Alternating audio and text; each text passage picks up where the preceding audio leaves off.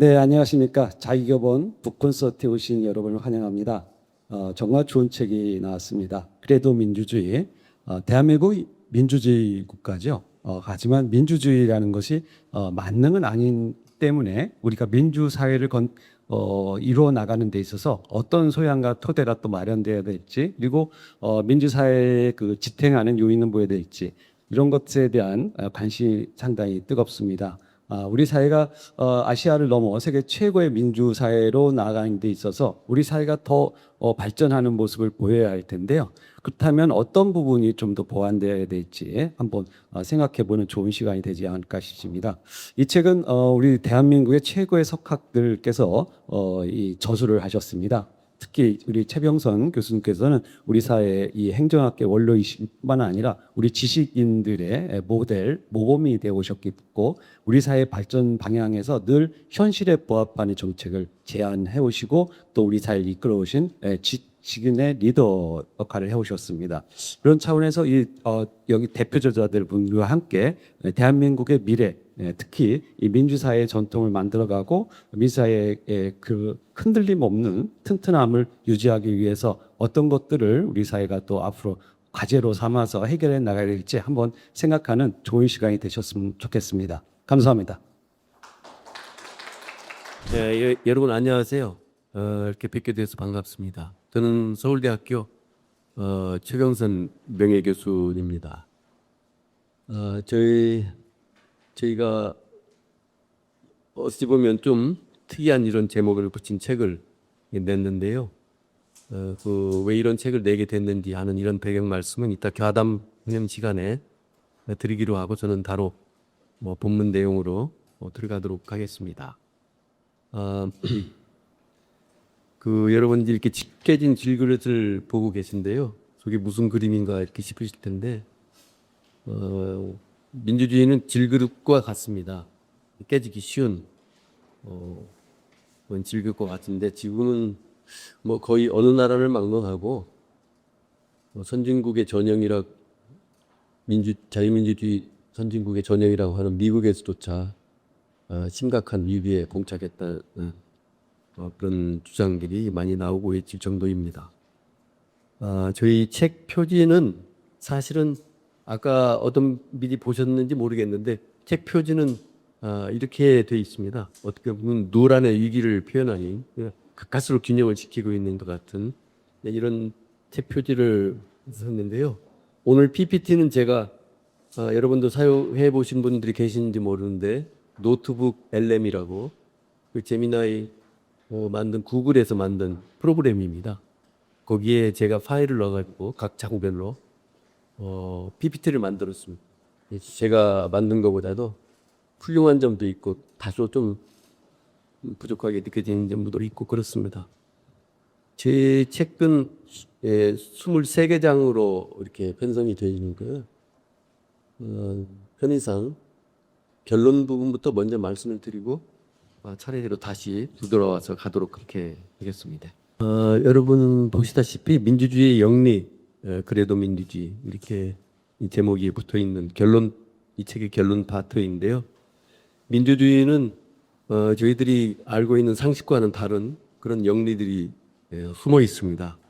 그 영리를 저희가 잘 이해할 때 민주주의를 올바로 제대로 우리가 운영을 해나갈 수 있는 것인데 이 영리를 제대로 이해하지를 못하고 그냥 우리가 편의대로 그냥 믿고 싶은 대로 그렇게 믿고 있기 때문에 오늘날 민주주의가 위기에 처해 가고 있는 게 아닌가 그런 생각을 제가 하면서 이 말씀을 먼저 드리고 가도록 하겠습니다. 아까도 잠깐 말씀드렸다시피 민주주의는 각종 보화가 담긴 그릇이라고 할 수 있는데 금그릇도 아니고 은그릇도 아니고 질그릇입니다. 흙으로 만들어진 그런 질그릇이. 그래서 깨지기가 아주 쉽습니다. 그런데 지금 그런 많은 사람들의 우려했던 바와 같이 이 그릇이 심각하게 금이 가고 깨지고 있는 중이다. 저희는 그렇게 보고 있는 중입니다. 이거 우리나라만의 얘기가 아니고 거의 전 세계적인 현상이라고 얘기할 수 있겠습니다. 민주주의는 저희가 오랫동안 민주주의를 위해서 투쟁을 해오고 민주주의를 쟁취하고 이렇게 했습니다만 민주주의는 최선의 정치를 보장하는 것이 아니라 최악의 정치를 막아내는, 이 부분을 잘 이해하지 못하시는 분들이 많으신 것 같습니다. 민주주의 하면은 모든 것이 다 보장되는 것처럼, 그리고 거의 종착역에 다 도달해서 더 이상 나갈 데가 없는 것처럼 그렇게 생각하시는 분들이 많은데, 민주주의가 모든 아주 좋은 가치들을 내포하고 있는 게 사실이지만 최선이라고는 얘기할 수 없습니다. 최악의 정치, 쉽게 얘기해서 독재, 전체주의 이 정치를 막아내는 데는 매우 효과적이고, 그런 면에서는 역사적으로 상당한 힘을 갖고 있다라고 하는 것을 증명해 왔습니다만, 오늘날 지금까지 저희도 믿어왔던 그 믿음이 지금 깨지고 있는 중이다, 그렇게 말씀드리고 있을 것 같습니다.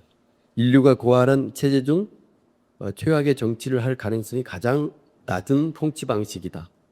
이걸 저희가 잘 염두에 둬야 될 거라고 생각합니다.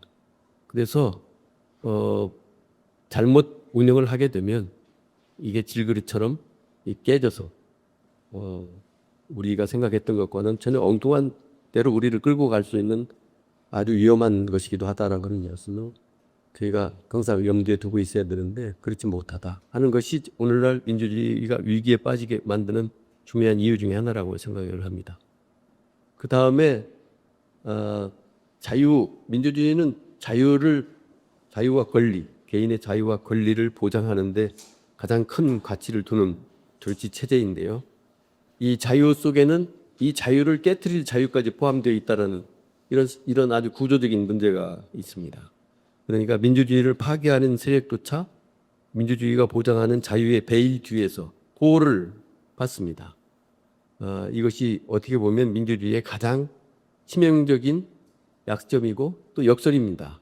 자유를 최대한 철저하게 보장하자는 것인데, 그러다 보면 민주주의에 대해서 공격하고 민주주의에 대해서 반대하는 자유까지도 허용해야만 하는 이런 모순 속에 있는 것이 민주주의다. 근데 이 부분을 저희가 놓치는 경우가 굉장히 많습니다. 그다음에 오늘날 독재는 거기 그렇게 써 있습니다. 도나 대신 투표용지를 밟고 등장합니다. 전부 선거를 하긴 하는데 유형적으로 보면 민주주의의 유형을 잘 갖추고 있는 것처럼 그렇게 보이는데, 선거를 통해서 합법적 독재가 이루어지고 있는 것이 오늘날 여러 나라에서 볼 수 있는 현상입니다. 그래서 우리가 내 손으로 투표를 하기 때문에 우리가 민주주의를 잘하고 있다라고 그런 생각은 분명 착각에 불과할 수 있다 하는 말씀을 꼭 드리지 않을 수가 없습니다. 그다음에 오늘날 민주주의를 위협하는 가장 큰 요소는 포퓰리즘입니다. 포퓰리즘은 대체로 복지의 탈을 쓰고 다가오는 그런 겁니다. 그러니까 선거 승리하기 위해서 아주 달콤한 모약들을 남발을 하게 되고, 거기에 이제 국민들이 현혹이 돼가지고 그런 사람들한테 표를 몰아주고 이렇게 한다거나, 아니면 국민들한테 퍼주기를 하는 이런 방법을 통해서 정권을 잡는 이런 것들이 아주 극악무도한 방식으로 자행되고 있는 것이 오늘날 이 세계이기 때문에 이것이 오늘날 민주주의를 위협하는 가장 큰 위험 요인이다, 이렇게 말씀드릴 수 있겠습니다. 사례는 수치적으로 드릴 필요가 없겠습니다만 베네수엘라 같은 경우가 대표적인 예라고 할 수 있습니다. 민주주의는 헌법 있으면 민주주의가 제도적으로 보장이 돼 있고 그럼 충분하다고 생각하는 경향이 있는데, 이것만으로는 부족합니다. 법률에 명시되지 않았지만 정치인은 물론이고 시민 일반이 공유해야 하는 어떤 암묵적 관행, 민주주의의 규범, 이런 것들이 뒷받침되지 않는 한 제도만으로 민주주의를 성공시키기는 어렵습니다. 민주주의를 잘 지탱해 나가기 위해서는 이런 규범들이 필요한데요. 서로 상호 관용하는 그런 정신, 그다음에 힘이 있다고 하더라도 힘을 적절하게 자기 스스로 절제해서 사용할 줄 아는 지혜, 사법부와 언론의 이 독립성을 잘 지켜나가는 것, 나는 정치적 폭력, 이런 것들은 예를 들면 폭력이라고만 했습니다만 뭐 선동 같은 거 이런 것들에 넘어가지 않아야 하는 이런 것들이 민주주의의 영리의 이제 중요 부분들이고요. 시민 의식 수준이 뒷받침되지 못한다고 한다면 다시 말씀드려서 이 민주주의의 최후의 보루라고 할 수 있는 깨어있는 시민, 이 시민들의 의식 수준이 이 민주주의의 그 수준을 뒷받침할 수 있을 정도가 되지 못하면 언제라도 흔들릴 수 있고 이용당할 수 있고 무너질 수 있는 게 민주주의다 이렇게 말씀드릴 수 있겠습니다. 이 영리들을 우리가 잘 이해를 해야 우리가 민주주의를 올바로 이끌어갈 수가 있는 것인데 이 모든 면에서 지금 우리가 다 문제에 부닥쳐 있다고 그렇게 얘기할 수 있겠습니다. 다시 앞으로 돌아가서 이 책은 22개의 질문으로 엮여져 있습니다. 예를 들면 제일 먼저 나오는 것이요. 이 여러분들도 잘 알고 계시는 국민을 위한 국민에 의한 정부가 민주주의 정부입니다. 많은 사람들한테 민주주의가 뭐냐고 물어보면 국민을 위한 국민에 의한 통치가 이루어지는 이것이 민주주의 아니야? 이렇게 여러분 다 잘 아시다시피 이건 에브라함 링컨 이 캐티스버그 연설에서 나오는 따온 말이죠. 링컨이 사실 링컨한테 저는 링컨을 대단히 존경을 가는 사람인데 링컨이 이 말을 한 것까지도 괜찮은데 이 말이 많이 곡해가 돼가지고 오늘날 많은 문제가 여기서부터 비롯되고 있다고 해도 과언이 아닐 정도 같은 거에 대해서는 매우 링컨과 더불어 유감스럽게 생각합니다. 캐티스버그 연설에서는 민주주의를 정의하려고 이런 얘기를 한 게 아니라 링컨이 이끄는 그 당시 정부가 국민의 정부고 국민을 위한 정부고 국민에 의한 정부다 라고만 표현했을 뿐인데 이거를 후대 사람들이 이것이 바로 민주주의를 대변하는 그런 말인 것처럼 그렇게 사용을 하고 있거든요. 뭐가 이 말 속에 문제가 있느냐 이렇게 여러분들이 아마 시비를 거실 수도 있을 것 같이 생각이 듭니다. 왜냐하면 너무나 익숙하고 하나도 뭐 이상한 게 없어 보이기 때문에 그렇습니다. 그러나 이 근사한 이 말 속에는 몇 가지 치명적 약점들이 있습니다. 우선 첫 번째로는 이 제한적 정부의 관념이 빠져 있습니다. 제한적 정부라고 하는 것은 민주주의의 핵심 중의 핵심이라고 얘기할 수 있습니다. 국가 권력에는 판계가 있어야 되고 법의 지배가 이루어져야 된다라고 하는 것이 민주주의 원리의 대전제입니다. 그런데 이 링컨의 말을 듣다가 보면 국민이 원한다면 뭐 국가가 무슨 일이 있느냐 할 수 있지 않아? 그게 옳은 거 아닌가? 그게 바로 민주정부 아니야? 이렇게 착각하기가 쉽다는 그런 문제점이 있습니다. 그 다음에 국민에 의한 정부 이것도 오늘날 직접 민주주의를 얘기하는 사람들이 굉장히 많은데 모든 사람이 정치를 책임질 수는 없습니다. 그래서 대의제로 가야 되는데 이 대의제 이 개념이 여기서는 잘 표현되고 있지 않다라고 하는 말씀을 드릴 수 있고 국민을 위한이란 말은 가장 오용되고 남용되는 표현입니다. 세상에 어떤 악한 정부도 국민을 위한다는 말을 하지 않는 그런 정부는 없습니다. 다 국민을 위한다고 하면서 자기 할 대로 하는 이런 정부가 수도 없이 많습니다. 그런 면에서 우리가 링컨의 이 국민을 위한 국민에 의한 정부라고 하는 말은 민주주의를 상당히 많이 대변하는 말이기도 하지만 우리가 주의 깊게 사용할 필요가 있다. 그렇지 않으면 바로 이 말을 핑계 삼아 가지고 얼마든지 악덕한 정권들이 국민의 자유와 권리를 유린할 수 있다라고 하는 점을 저희가 놓쳐서는 안 된다고 생각이 듭니다. 국민 전체, 뭐 사실 국민이라고 하는 게 매우 모호한 개념입니다. 국민의 뜻, 뭐 국민의 뜻이 다 같을 수가 없기 때문에 국민의 뜻을 앞세워서 정부가 무제한적인 권력을 행사한다라고 하게 되면 필경 개인의 자유와 권리가 억압될 수밖에 없는 이제 그런 측면이 있고요. 전체주의라고 하는 것이 전부 국민을 위한, 국가를 위한 이렇게 하는 것이기 때문에 국민을 위하고 국가를 위한 것이면 그게 민주주의 아니야? 이렇게 되기 때문에 전체주의의 어떤 완벽한 면죄부 구실을 할 수 있다. 실제로 그렇게 되고 있다라고 하는 것이 저희들이 이 책에서 강조하고 있는 내용이라고 얘기할 수 있겠습니다. 저는 이 책을 쓰면서 처음 알았는데 우리 중고등학교 교과서에는 민주주의라고 하는 자기 지배의 원리가 그 핵심 원리다라고 아마 이렇게 소개가 되고 있는 것 같습니다. 근데 이것은 대단히 모순된 그런 정의라고 얘기할 수 있겠습니다. 쉽게 얘기하면 치자와 피치자가 동일하다라고 하는 것인데 치자와 피치자가 동일하게 되면 독재가 정당화되는 그런 필연적으로 그렇게 될 수밖에 없는 그런 측면이 있습니다. 그러니까 피치자의 동의만 있으면 민주정부다. 이런 얘기나 마찬가지인 것인데 치자와 피치자가 같다면 통치자가 하는 모든 것은 다 국민의 뜻으로 둔갑을 하고 국민의 뜻이 바로 치자가 하려고 하는 그 일이기 때문에 바로 이게 독재 전체주의를 뒷받침해주는 그런 좋은 구실이 될 수 있다라고 하는 것을 우리가 이제서는 안 될 것이라고 생각합니다. 민주주의의 진정한 본질은 자기 지배가 아니고 대안적 정부입니다. 아까도 말씀을 드렸는데 이 국가 권력을 어떻게 제한할 것인가가 핵심입니다. 그래서 제한적 정부가 되기 위해서는 일정한 법의 제약 속에서 정부가 일을 해야 하고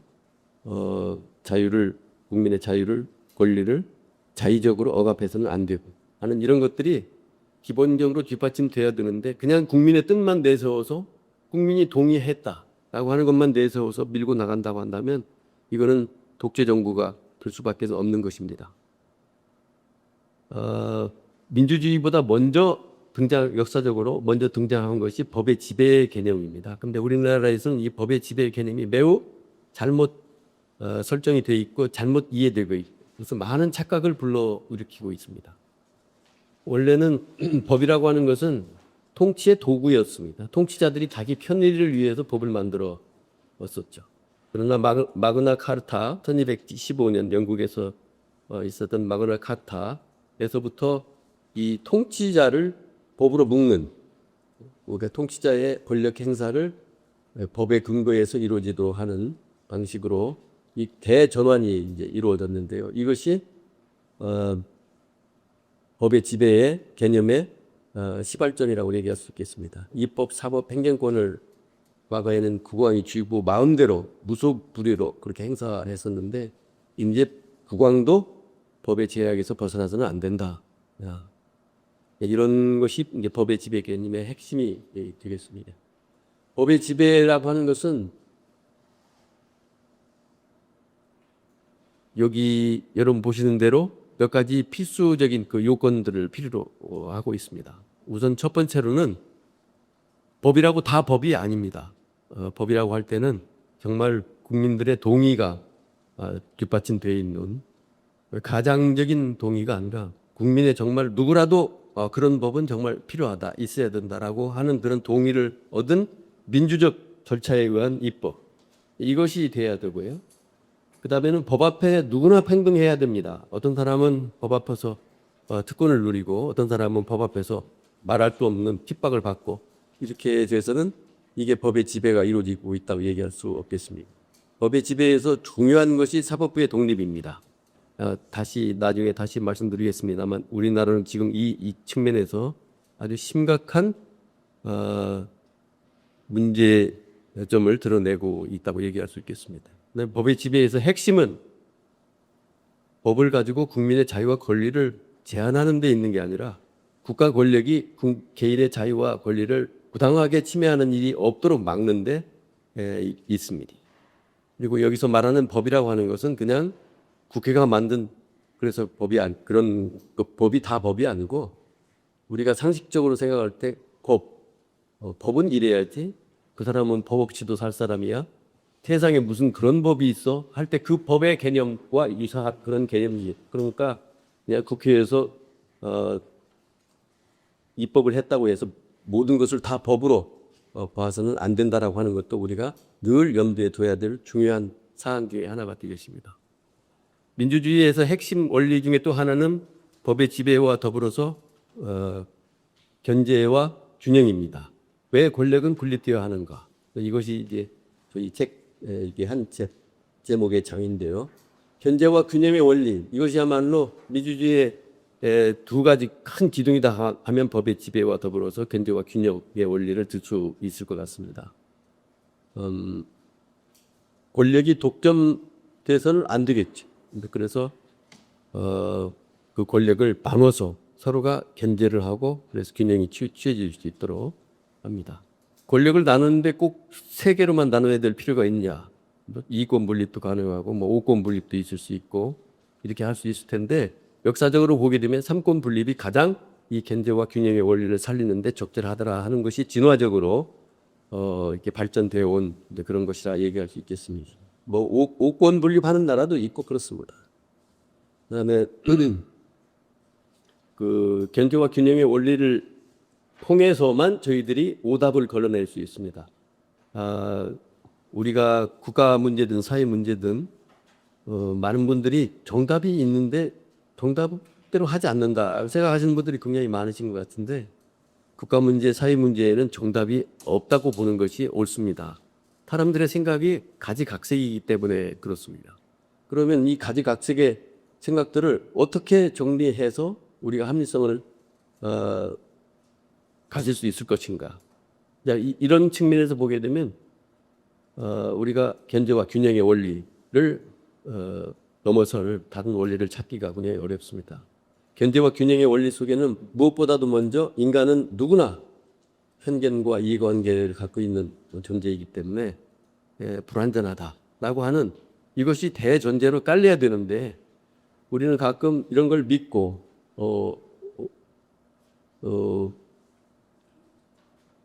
근거 없는 그런 신뢰를 보내는 그런 경우가 굉장히 많습니다. 많은 나라들이 독재자들한테 그 농간에 녹아나는 중요한 이유 중에 하나는 저 사람은 특별하다.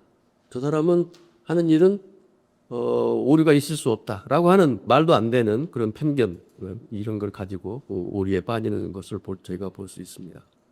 민주주의는 절차적 합리성을 확보하기 위한 제도입니다. 민주주의가 어떤 정답을 두는 그런 우리가 바라는 모든 것들을 실현해 주는 그런 시스템이 아니고 우리가 정답을 모르기 때문에 어떻게 정답을 찾아가야지 정답을 찾아갈 때 필요한 것이 이 절차적 합리성입니다. 그러니까 근데 다수결의 원리로 하자 뭐 등등이 아주 절차적 합리성을 대표하는 그런 원리라고 얘기할 수 있을 텐데 민주주의는 절차적으로 합리적인 이것을 추구하는 것이지 궁극적으로 이것이 합리적이다라고 하는 것을 주장하지 않습니다. 그래서 토론과 비판이 그래서 민주주의에서는 매우 중요합니다.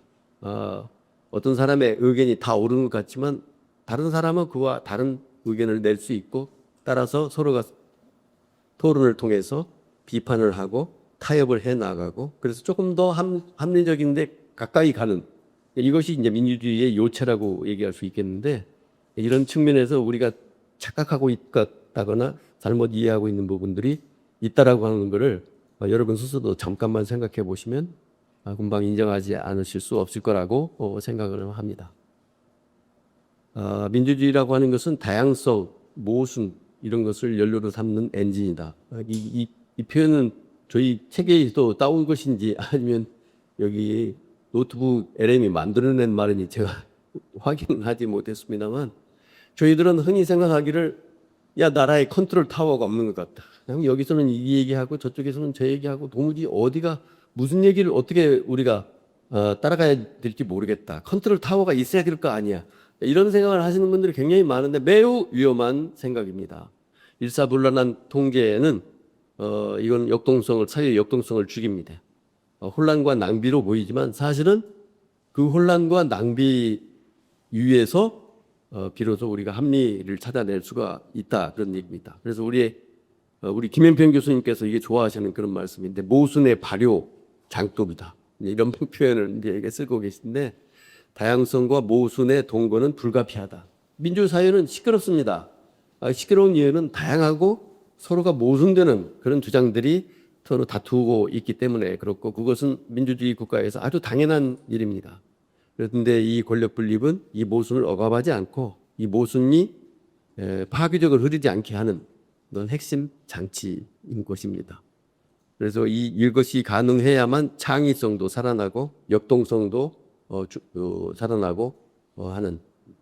그래서 아주 굉장히 논리적으로 굉장히 치밀한 구조를 가지고 있는 것이 민주주의의 이 견제와 균형의 원리라고 얘기할 수 있겠습니다.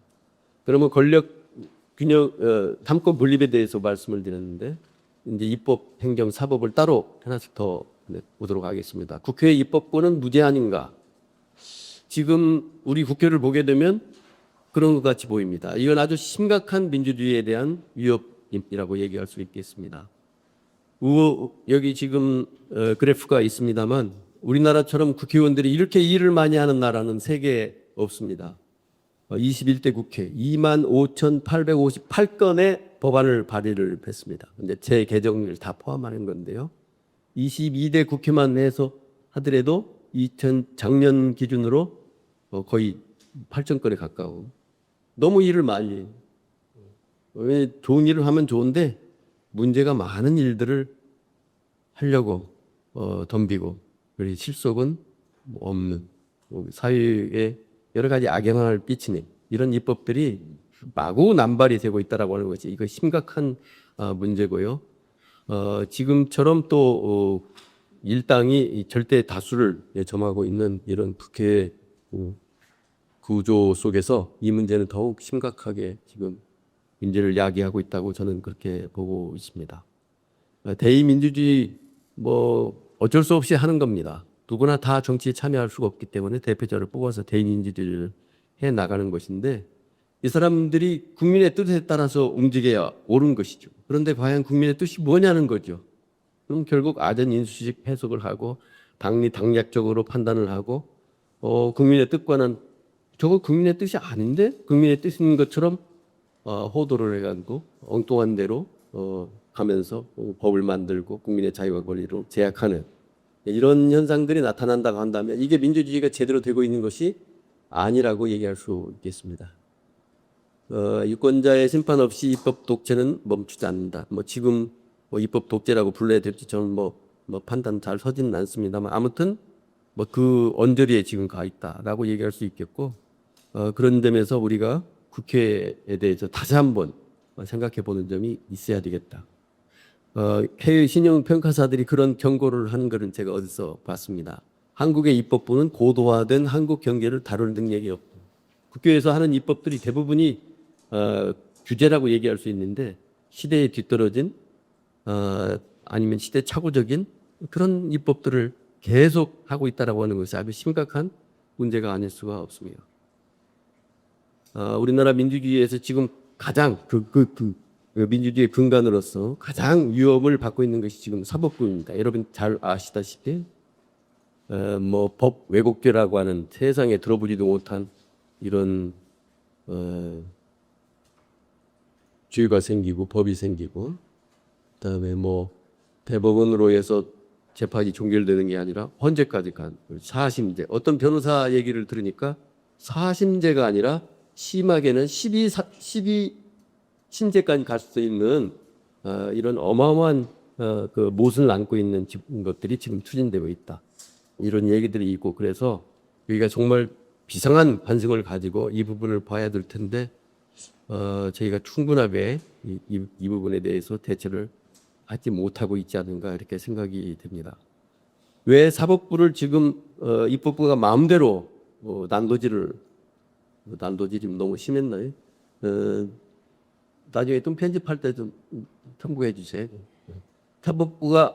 입법부가 마음대로 사법부의 구조 견역을 좀 빼하고 있고 검찰은 거의 와야 되다시피 했고 법원마저 입법부가 자기들이 원하는 방향으로 이렇게 재구조화를 하려고 애를 쓰고 있는 그런 중인데 그 핑계가 뭐냐면 입법부가 그렇게 막대한 권한을 행사하는 그 근거는 아까 여러분이 잠깐 보신 대로 사법부는 국민으로부터 직접적으로 선출되지 않은 권력이 아니냐. 그러니 우리 국민으로부터 직접 선출된 우리가 우선한가. 우리가 뭔가 잘못됐다고 한다면 우리가 사법부조차 바로 잡아야 된다. 이런 생각에서 비롯되는 것인데 사법부는 선출직으로 채워져서는 안 됩니다. 사법부는 상호 견제를 위해서 입법부와 행정부 이거는 뭐 선거를 위해서 선거를 통해서 이제 구성이 되는 이 이제 권력 기관들인데 사법부까지 선거에 영향을 받게 된다고 한다면 삼권 분립이 추구하는 견제와 균형의 이 메커니즘 이건 완전히 붕괴가 되고 마는 겁니다. 이거는 아주 심각한 문제. 그래서 일부러 선출직이 아니고 전문성을 가진 모두의 법률적 전문성을 가진 사람들을 추원해야만 되는 것이 사법부고 비교적 보수적으로 헌법의 정신을 잘 지켜나가는 그런 기관이 되어야 되는데 국민의 뜻은 이건데 너희들이 뭔데 너희들 마음대로 이렇다 저렇다 재판을 하느냐. 그래서야 이게 어디 민주주의라고 얘기할 수 있겠느냐. 막 이런 생각 때문에 그러는 것 같은데 이거야말로 심각한 오해가 아닐 수 없습니다. 민주국가에서 관료들의 권력은 나날이 커져가고 있습니다. 이걸 이제 보통 행정국가라고 이제 부르기도 하는데요. 입법 사법부 대비 50배가 급증한 것을 저희가 통계를 통해서 확인할 수 있었습니다. 행정부가 계속 매우 빠른 속도로 커나가는 데는 여러 가지 이유가 있습니다. 여러분 거기 보시다시피 국민의 기대, 국민들이 이거 해달라고 하고 저거 해달라고 하는 이런 것들이 있고 또 기술 사회적 변화에 따라서 정부가 해야 할 새로운 일들이 자꾸 늘어나게 되고 그렇습니다만 무엇보다도 이런 국회가 세세한 일에 간섭을 할 수 없기 때문에 행정부에다가 많은 일을 넘겨줄 수밖에 없고 그러다 보니까 행정부는 자기 어떤 정식 어떤 원리에 따라서 계속 팽창해 가는 모습을 볼 수가 있습니다. 삼권 분립과 더불어서 민주주의를 지켜나가는 데 있어서 매우 핵심적인 역할을 쥐고 있는 것이 언론입니다. 그래서 민주주의와 언론, 그 역할과 책임이 무엇이냐. 우선 첫 번째는 민주주의의 자유에서 언론은 권력의 감시자가 돼야 되고 국민들이 자기 의견을 내놓고 토론할 수 있는 그런 공론장을 제공을 해야 되고 그렇습니다만 여러분들 너무나 잘 아시다시피 오늘날 우리 사회는 이념적으로 쫙 달라져 있습니다. 좌파와 우파 이렇게 해서 서로 말도 안 하는 이런 형국으로 지금 계속 치달아가고 있는데요. 그래서 자기 듣고 싶은 말, 자기 듣기 싫은 말을 안 듣고 자기 듣고 싶은 말만 계속 들어서 확증 편향에 빠지면서 점점 더 양 진영 간의 격이 높아져 가고 있는 이런 속이다 보니까 언론도 독자들의 눈치를 봐야 되고 광고를 또 받아서 또 회사를 유지해 나가야 되고 이렇게 하다가 보니까 언론이 공론장의 역할, 권력의 감시자의 역할, 비판자의 역할 이런 거를 제대로 하지는 못하고 그러다 보니까 이게 더 민주주의의 위기를 막는 방파제라고 얘기할 수 있는데 이 방파제가 지금 거의 허물어져 가고 있는 이런 상태가 아닌가 그런 생각을 하지 않을 수가 없습니다. 건강한 민주주의를 지탱하는 데 있어서는 언론의 책임도 있고 시민이 언론을 올바로 대해야 되는 그래서 스스로 언론에 대해서 공부하고 배워야 되는 이런 두 가지가 같이 병행이 돼야 된다고 얘기할 수 있겠습니다. 언론은 스스로 객관성과 독립성을 회복하기 위해서 굉장히 노력해야 되고 이것이 흔들리지 않도록 어떤 여러 가지 시스템들을 만들어서 대처를 해야 되겠고요. 시민은 이 언론 가짜 뉴스가 이렇게 흥행하고 있는 이런 시대에 그리고 한쪽으로 편향된 이런 뉴스가 이렇게 편집돼서 나오고 하는 이런 시대에 올바른 판단 기준을 갖기 위해서 스스로 배우고 노력해야 할 그런 필요성이 있는데 우리는 지금 어떤 것도 지금 제대로 되고 있지 않는 이런 사태에 있습니다. 이제 정치적 올바름이라는 건 여러분한테 굉장히 낯선 용어일 수 있습니다. PC라고 보통 얘기를 합니다. Political Correctness. 그래서 PC인데요. 컴퓨터 PC가 아니고요. Political Correctness. 그래서 PC라고 보통 그냥 정치적 올바름이란 말을 굳이 번역한다면 이렇게 쓸 수 있는데 그냥 보통 PC라고 얘기합니다. 쉽게 이해한다고 한다면 차별금지법 같은 것이 아주 대표적인 그런 예입니다. 그래서 성차별하면 안 된다 해가지고 요즘에는 성이 2가지가 아니라 5가지, 6가지 이렇게 돼가고 있고요. 어떤 소수자들도 그 자유와 권리를 침해당해서는 안 된다라고 하는 이런 굉장히 어찌 보면 굉장히 근사한 그런데 잘 떠놓고 보면 문제가 심각하고 올바른 소리를 하는 사람들이 올바른 얘기를 정말 올바른 얘기를 하기가 어렵게 만드는 그런 정치 사회적 분위기가 계속 조성되어 가고 있습니다. 어떻게 그런 사람들을 우리가 차별할 수 있느냐? 차별해서는 안 된다. 예, 근데 동성애자, 그 사람들 그 성향이 그런 걸 그 사람들을 우리가 매도해서 되겠느냐? 뭐 근사한 말 같잖아요. 그런데 그 말을 쫓다가 보면은 글쎄요. 제가 생각할 때는 이상한 그런 사회를 자꾸 따라갈 수밖에 없는 그런 아주 해괴한 것이 이 PC라고 하는 것입니다. 다소 좀 어렵긴 한데요. 여러분이 책을 읽으시면 굉장히 재미있게 읽으실 수 있을 거라고 생각합니다. 이 PC를 가지고 이 움베르토 에코 같은 사람들은 정치적 올바름은 다른 의견에 대한 존중으로 위장된 형태의 불관명이다. 이렇게까지 얘기할 수 있습니다. 그러니까 비난과 보복이 무서워서 피하는 행동, 이거는 결코 올바른 것이 아니죠. 그런데 정치적으로는 그게 올바르다 이겁니다. 그냥 그런 건 그냥 침묵하고 있는 거, 현명하다 이렇게 되는 것이죠. 그러다 보니까 말도 안 되는 일이 그냥 넘어가는. 예를 들면 뭐 어떤 뭐 XX 사태에 대해서 말을 하게 되면 처벌한다. 글쎄 말도 못 합니까? 요즘에는 또 보면 부정선거에 대해서 의심을 하게 되면 처벌받는다. 아니 말도 못 합니까? 이렇게 뭐 잠깐 이상하게 말도 안 되는 일들이 있는데 이 올바른 말을 할 수 없는 그런 분위기고 억압적인 그런 분위기가 만들어지고 있는 것이 오늘날의 현실이라고 얘기할 수 있겠습니다. 민주주의에서는 정당이 있어야만 합니다. 그러면 정당만 있으면 민주주의는 안전한 것이냐? 그렇지 않습니다. 복수 정당제가 일반적인데요. 일당 독재 출혈을 막는 이 방파제, 이게 이제 복수 정당제입니다.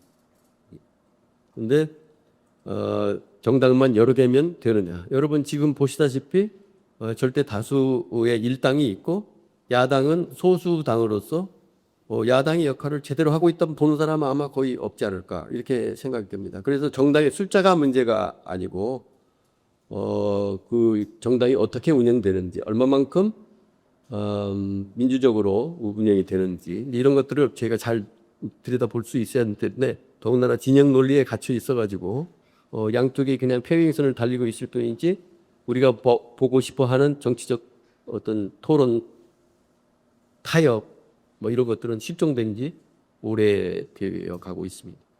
지방자치는 민주주의의 필수적인가? 여러분 지방자치에 대해서 굉장히 좀 부정적인 견해를 가지신 분들이 상당히 많으신 것 같은데 지방자치는 민주주의의 필수적인 것은 아닙니다. 그러나 대부분의 민주주의를 잘하는 국가들은 지방자치제를 잘 하고 있고요. 지방자치제를 하게 되면 여러 가지 장점들이 있습니다. 그런데 서로 경쟁을 통해서 좋은 정책들을 확산시켜 나가는데 굉장히 유리하고요. 또 유연한 환경 변화의 유형, 각 지역마다 특성이 있기 때문에 그 특성을 잘 살려나갈 수 있고 또 민주주의의 교육을 뿔뿔이 민주주의라고 하는 그런 표현의 수처럼 민주주의의 훈련을 받을 수 있는 이런 장점들을 여러 가지 장점들을 가지고 있습니다. 뭐 우리가 뭐 지방자치를 하면서 난리가 많다, 뭐 시청을 너무 크게 지었다, 뭐 이런 얘기들만 하는데 그것보다도 민주주의 지방자치 이제 지방자치를 하면서 지역이 얼마만큼 서로 경쟁을 하고 그러다 보니까 얼마만큼 국민들한테 편의와 혜택을 가져다 주는지 하는 것들도 여러분이 같이 생각하실 수 있어야 된다고 생각을 합니다. 민주주의는 우선적으로 개인의 자유와 권리를 보장하는 그런 정치 체제입니다. 그래서 민주주의라고 하는 것은 자유는 신장하는지 몰라도 평등에는 반하는 거 아니야? 이렇게 생각하시는 분들이 굉장히 많은데요. 그렇지 않습니다. 우리가 이제 평등 개념을 논할 때 결과의 평등이 있고 기회의 평등이 있고 그런데 결과의 평등을 추구하는 것이 공산주의 국가들이 민주주의 국가는 결과의 평등을 추구하지 않습니다. 왜 그러느냐? 결과의 평등을 추구하다가 보면 결국 하향 평준화의 그런 함정에 빠질 수밖에 없기 때문에 그렇습니다. 인간의 재능과 조건은 우리가 인정하고 싶든 않든 다 다릅니다. 그런데 결과를 같게 만든다라고 한다면 잘 나가는 사람은 억압해야 되고 못 나가는 사람은 한없이 지원을 해야 되는 이런 모순에 빠지게 되는데 그럼 그 모순을 해결하기 위해서는 국가가 어마어마한 권력을 쥐고 행사를 해야 되거든요. 그렇다고 한다면 이건 자유민주주의에 가야 할 길과는 반대가 되는 그런 문제가 있습니다. 민주주의에서 말하는 평등은 기회의 평등이고 법 앞의 평등입니다. 이 두 가지를 자유민주주의 국가에서 신장시키려고 노력을 합니다. 기회의 평등 말할 필요가 없습니다. 어떤 기회가 됐든 누구에게나 똑같이 열려 있어야 되는 거. 이거는 뭐 너무나 당연한 요구인데 이게 잘 안 되는 경우들이 있죠. 법 앞의 평등은 사실상 지키기가 굉장히 어렵습니다.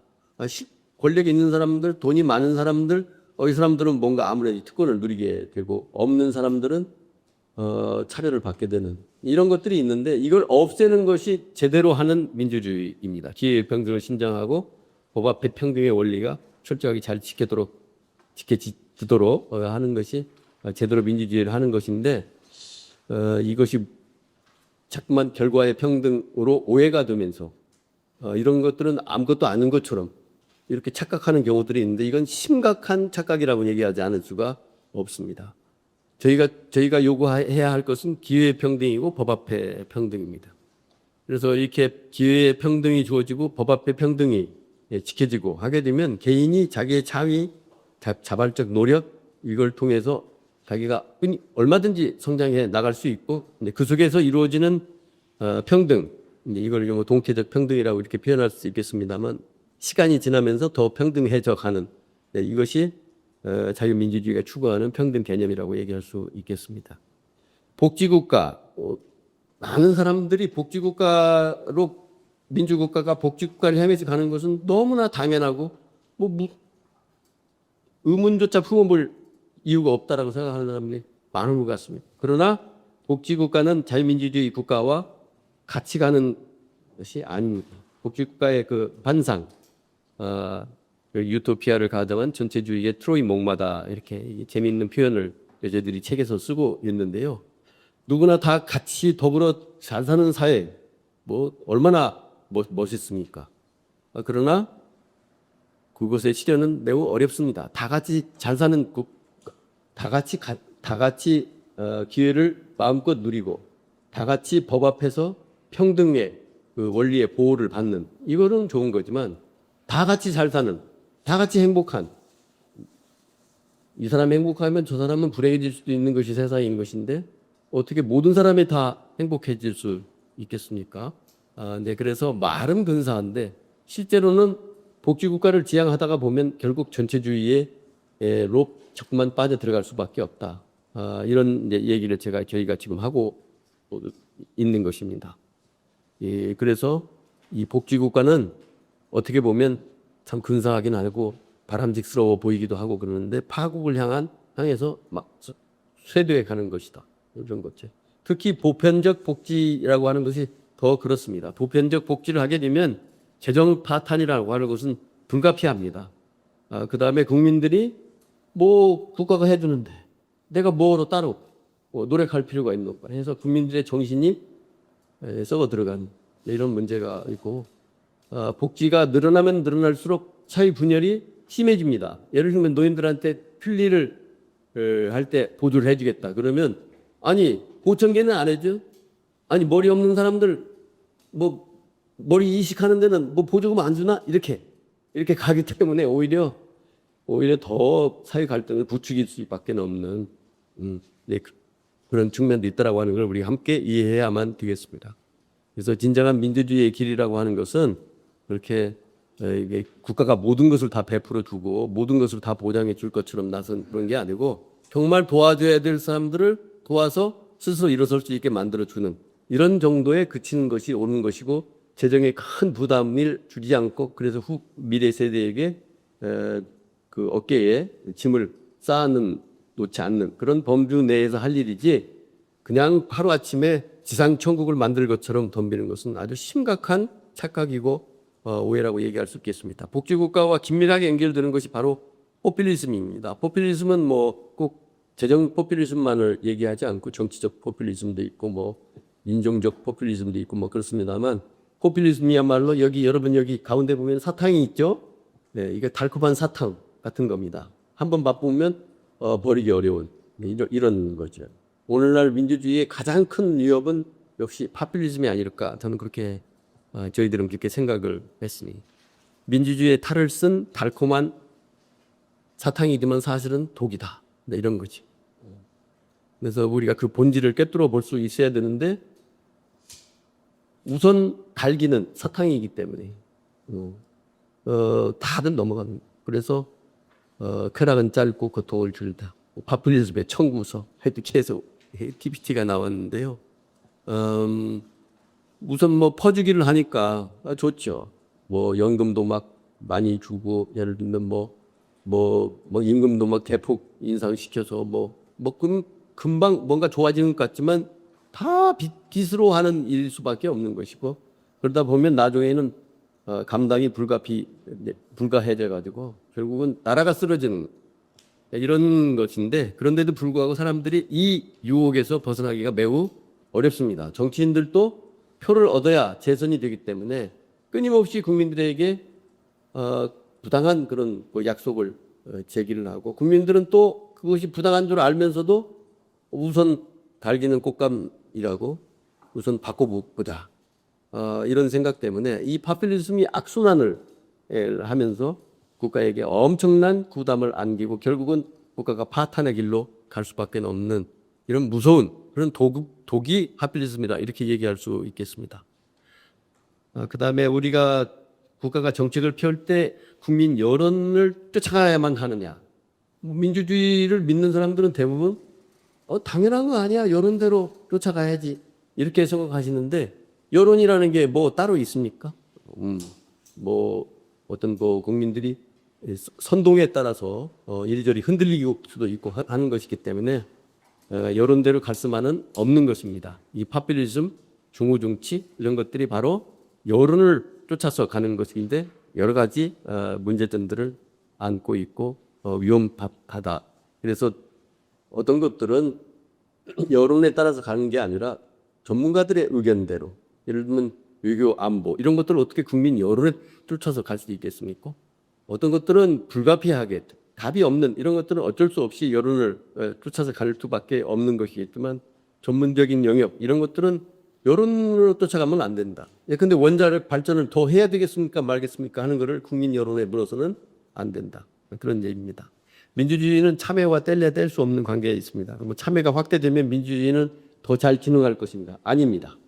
일정 지점까지는 참여가 늘어날수록 민주주의가 잘 운영될 가능성이 높아지지만 일정 지점을 지나가게 되면은 민주주의에 대해서 역효과를 일으키는 것이 참여라고 얘기할 수 있습니다.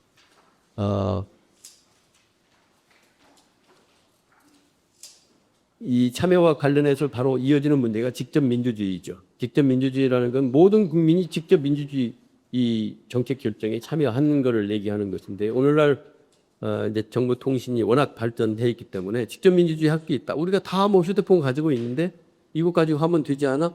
이런 생각인 것인데요.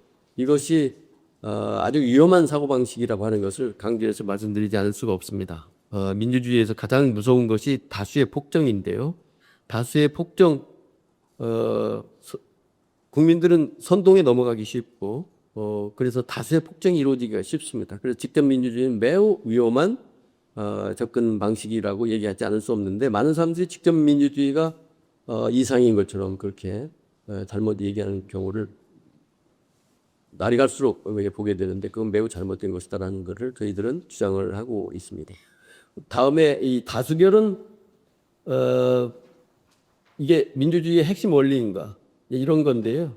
다수결은 이것이 좋아서가 아니라 다른 더 좋은 방법이 없기 때문에 우리가 의존하는 그런 의사결정 절차라고 얘기할 수 있습니다. 그런데 다수결 모든 것을 다수결로만 하면 정답을 얻은 것처럼 정답은 아까도 제가 말씀드린 바와 같이 누구도 모르고요. 있다고 해도 있는지도 모르고 있다고 해도 아는 사람이 없습니다. 그렇기 때문에 어쩔 수 없이 서로 그 토론과 타협을 통해서 결론이 나지 않을 때는 다수결을 따를 수밖에 없는 그런 문제가 있는 것이지 다수결이 좋아서 다수결로만 하게 되면 민주주의라고 하는 것이 가장 완벽하게 실행이 되는 것이기 때문에 그런 것은 아니라고 하는 사실을 우리가 적어도 이해는 하고 있어야 될 것이라고 생각을 합니다. 다수의 폭전 이것은 제가 시간 관계상 설명을 드리지 못해서 죄송합니다. 투명해야 된다는 얘기도 많이 합니다. 민주정부가 투명해야 되겠죠.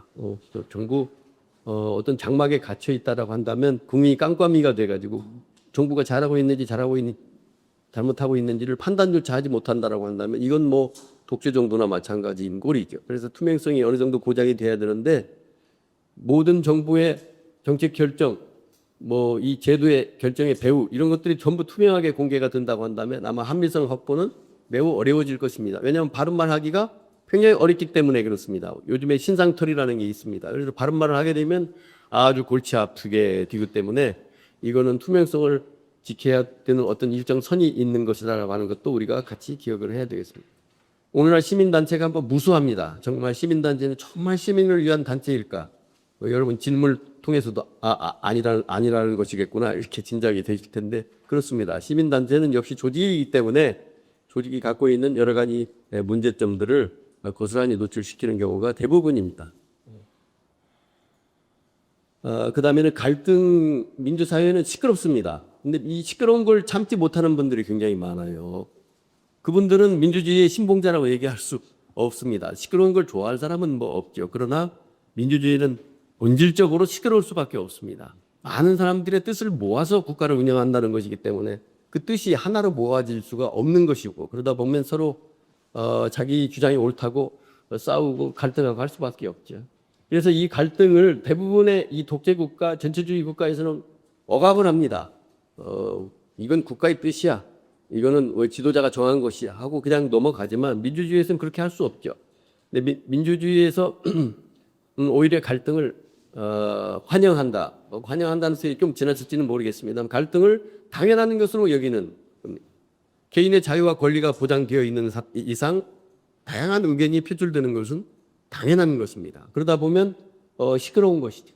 이 시끄러움 속에서 창의력도 발휘가 되고 혁신도 나오고 그러는 것이지 조용하면 그 속에서 창의 혁신이 일어날 그런 공간이 생기지가 않습니다. 그래서 갈등은 필연적입니다. 우리가 자유를 누리는 그 대가가 이 갈등이다 라고 생각하는 것이 저는 올바른 관점이라고 생각을 합니다.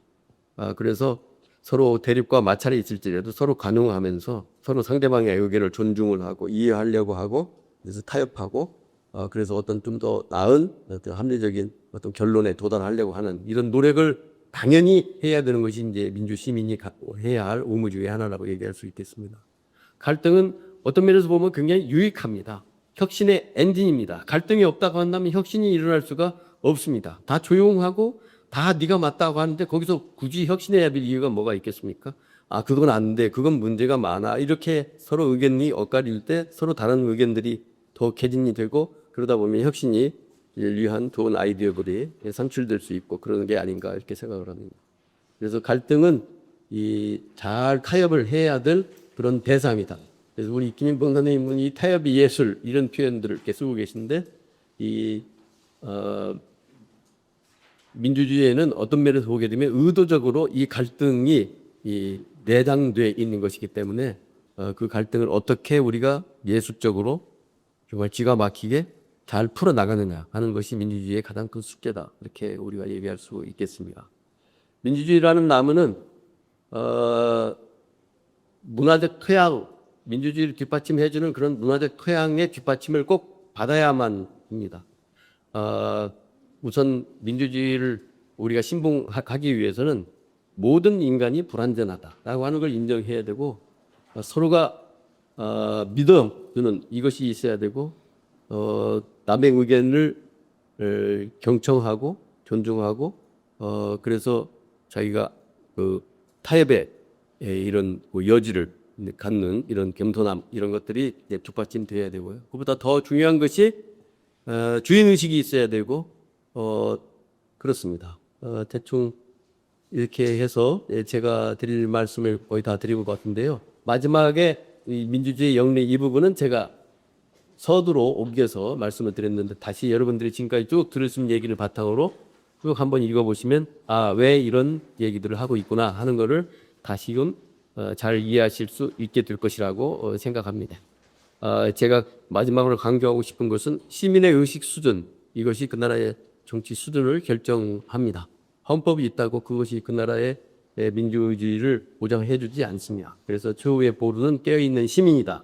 그래서 우리 모두가 정말 깨어있는 시민이 되지 않으면 우리가 그렇게 소중하게 생각하는 민주주의가 어느 날 붕괴하고야 말 수가 없다라고 하는 말씀을 드리면서 제 발표를 마치겠습니다. 감사합니다.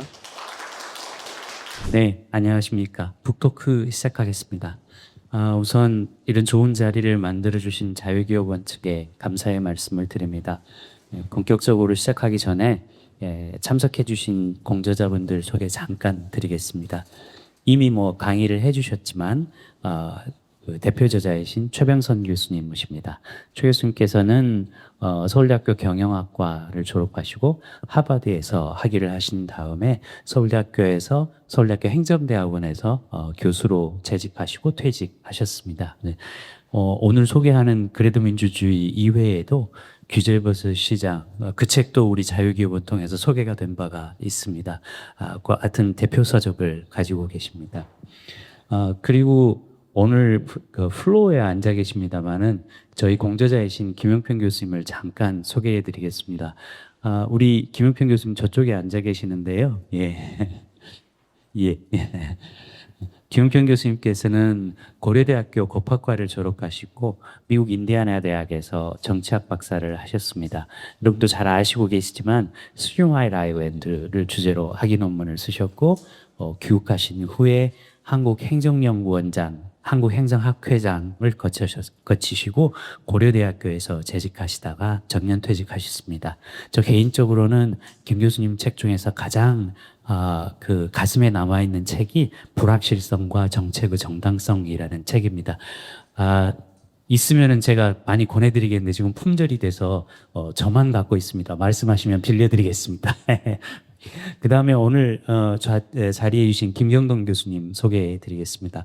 김경동 교수님은 서울대학교 법학과를 졸업하시고 행정대학원에서 박사학위를 받으신 다음에 한국행정연구원에 잠깐 계시다가 현재 광운대학교에서 근무하고 계십니다. 주로 데이터 기반 연구를 활발히 하고 계시는 중입니다. 저는 오늘 진행을 맡게 된 조선대학교 이민창입니다. 우선 제 질문을 준비하면서 조금 고민을 했습니다. 어떤 내용을 좀 질의를 드리는 게 좋을까라고 했는데 무엇보다도 첫 번째로는 최병선 교수님께 질문을 드리는 게 좋겠다라고 생각했습니다. 조금 전에 강의를 통해서도 소개가 됐습니다만 목차를 이렇게 쭉 살펴보면 우리가 평소에 정말 당연하게 민주주의 원리라고 생각하던 것들에 대해서 거의 여지없이 오해하고 있다라고 지적해주고 있다는 점을 발견할 수 있습니다. 처음 설명하셨던 에이브러햄 링컨의 국민 후 국민에 의한 국민을 위한 정부, 이건 정말 중요한 원리다라고 생각했는데 실제로는 이게 많이 달라네? 우리가 생각했던 건 다르네? 라는 상식 파괴적인 영리들이 많이 포함되어 있습니다. 이 책의 주제를 선정하시고 저술하시는 과정은 이런 오해들이 굉장히 많다라는 생각에서 출발하신 것으로 알고 있습니다. 왜 어떻게 이런 사례들을 선정하시고 이런 방향으로 저술하시겠다라고 마음먹게 되신 것인지, 또 이 책을 통해서 독자들에게 꼭 전달하고 싶은 메시지는 무엇인지 정리한다면 뭐가 될 수 있을까요? 네. 이미 말씀을 여러 측면에서 말씀을 많이 드렸는데, 저희 이 그래도 민주주의 책 서문을 보시게 되면 왜 이 책을 쓰게 됐는지에 대해서 길게 그 설명이 나와 있고, 또 책을 쓰는 그 과정에서 있었던 매우 특이한 점들을 다 기술을 했습니다.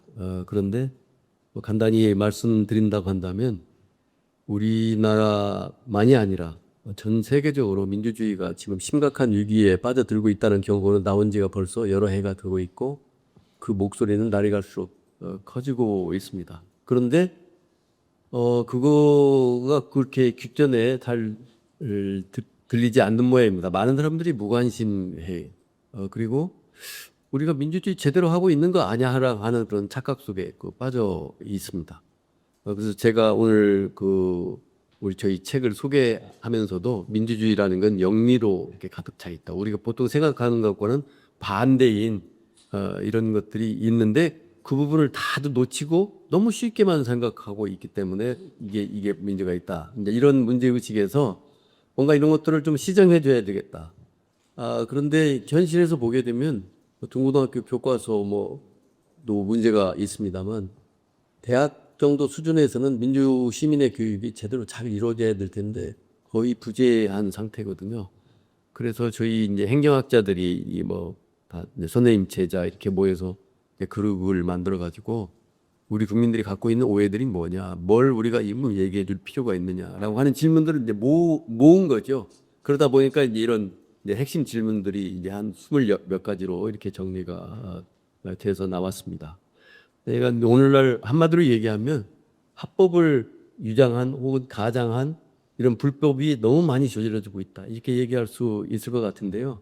미국에서조차 그러니까 요즘에 미국이 이란, 이스라엘 이런 전쟁을 통해서 트럼프라고 하는 사람들이 거의 뉴스 시간마다 그냥 도배를 하다시피 이렇게 나오고 있는 것인데 이 트럼프 등장 이후에 미국 민주주의도 지금 아주 심각한 위기에 봉착해 있다라고 하는 의견이 지배적입니다. 요즘에 노 킹스 왕처럼 하니까 미국 대통령이 민주주의의 아주 모범국가라고 하는 대통령이 왕처럼 저렇게 그냥 독단적으로 이렇게 하는 걸 이렇게 보면서 노 킹스 그 시위가 벌어지고 있다는 거 아닙니까? 몇백만 명이 참여하고 이러니까 이게 도대체 민주주의라고 뭐냐라고 하는 거에 대해서 다시 한번 우리가 생각해 볼 법한데 사람들이 잘 생각을 하지 않는 것 같아요. 자기 문제라고 생각을 하지 않고 이거야 세상이 그렇게 불러가는 걸 이렇게만 생각하고 있는 것 같은데 이거는 정말로 이제 이 문명이 아주 심각한 위협에 처할 수밖에 없는 그런 길로 치달아가고 있다라고 하는 것을 저는 대변해 둔다고 생각을 합니다. 예를 들면 입법부 우리나라의 경우를 가지고 얘기를 하게 되면 국회가 만든 법은 다 법이라고 생각하는 요즘에 국회에서 만든 법에 문제가 있는 법이 상당수가 있습니다. 앞으로도 계속 더 나올 것 같이 생각이 되는데 국회가 만든 법이라고 다 법이 아니거든요. 근데도 우리가 그 법대로만 하면 된다라고 하는 생각 때문에 법이 있어야 되고 법대로만 하면 그게 법치 아니야? 그게 법의 지배 아니야? 그럼 민주주의 제대로 하는 거 아니야? 이렇게 생각하니까 법이 아닌 것들이 쏟아져 나오게 되고 또 이런 국민의 무지를 악용해가지고 이거를 무지를 또 악용하려고 하는 그런 세력들이 더 그야말로 아주 맹렬하게 그렇게 움직여 가고 있는 이런 것들을 저희가 볼 수가 있거든요. 그래서 우리 국민들이 이렇게 무지에 빠지고 착각 속에 이렇게 갇혀 있어서는 안 되겠다는 그런 생각이 굉장히 강했고요. 그래서 이제 그런 것들을 비롯해서 이제 여러 가지 저희가 책에서 이제 얘기하고 있는 20여 가지의 그런 질문들을 놓고 어느 부분에서 우리가 뭘 놓치고 있는지 그 놓친 부분이 왜 사실은 핵심이고 그것이 중요한지 이런 것들을 이제 독자들한테 꼭 전달을 잘 해보고 싶었습니다. 세세한 말씀들은 이미 말씀드렸으니까 그 정도로 답변이 됐는지 모르겠습니다. 감사합니다. 여기 강의에 이어서 굉장히 중요한 내용을 압축적으로 말씀을 주신 것 같습니다. 제가 이 저자분들께서 답변을 길게 주실 줄 알고 질문을 적게 준비했거든요. 그래서 우리 김경동 교수님 언제라도 첨언하시고 싶은 말씀 있으면 첨언해 주셔도 됩니다. 첫 번째 질문도 혹시 더 하시고 싶은 말씀 있으신가요? 예.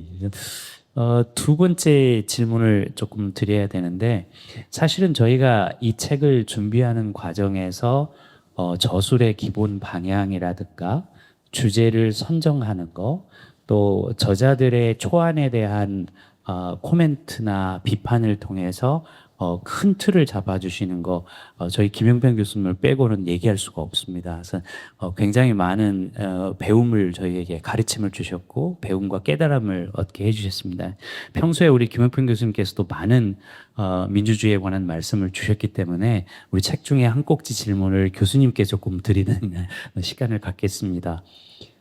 민주주의 공부하다 보면 수도 없이 강조되는 원리 중에 하나가 참여, 합의, 타협 이런 것들을 구현한다라는 겁니다. 최근에 보면 대의민주주의와 같은 방식으로 타협이나 이런 것들을 이루어내기보다는 시민 참여가 가능해졌으니까 직접 민주주의를 구현하자. 또 유튜브 같은 다양한 소통 채널이 발달되어 있으니까 표현의 자유를 지금보다 훨씬 더 넓게 직접적으로 보장해 주자. 뭐 이런 사회적 요구들이 아주 본물 터지듯이 표출되고 있는 것을 볼 수가 있습니다. 그리고 또 우리가 공부한 민주주의에서는 갈등, 특히 이제 사회 갈등 이런 건 너무 당연하게 받아들이고 있다라고 배웠는데 현장을 보게 되면 한국은 참여는 하되 책임은 지지 않는 참여와 무책임의 공방, 또 특정 이데올로기나 목적을 지향하고 있는 정책들을 쏟아내면서 그걸 타협하거나 합의하려는 노력 없이 평행선을 달리는 정치권의 갈등, 이런 것들이 이제 사회 이슈로 부상에 올라오고 있습니다. 그래서 우리 책에서 언급하고 있는 민주주의 체제 하에서 사회 갈등이 갖고 있는 다양한 순기능들과 한국의 현실은 많이 다르다라는 지적이 많이 나오고 있습니다. 이 어려운 난제에 대해서 우리 김영평 교수님께서 코멘트를 조금 해주십사 하고 부탁 말씀을 드리겠습니다. 최 교수님께서 아까 말씀하실 때 중요한 포인트는 다 말씀을 하셨습니다. 그런데 우선 이 참여라는 것이 누굴도 보기에 뭔가 여러 결정 과정에 개인들이 참여해서 뭔가 말을 거는 것이 좋은 것이다. 그런데 그것은 가정이 이렇습니다.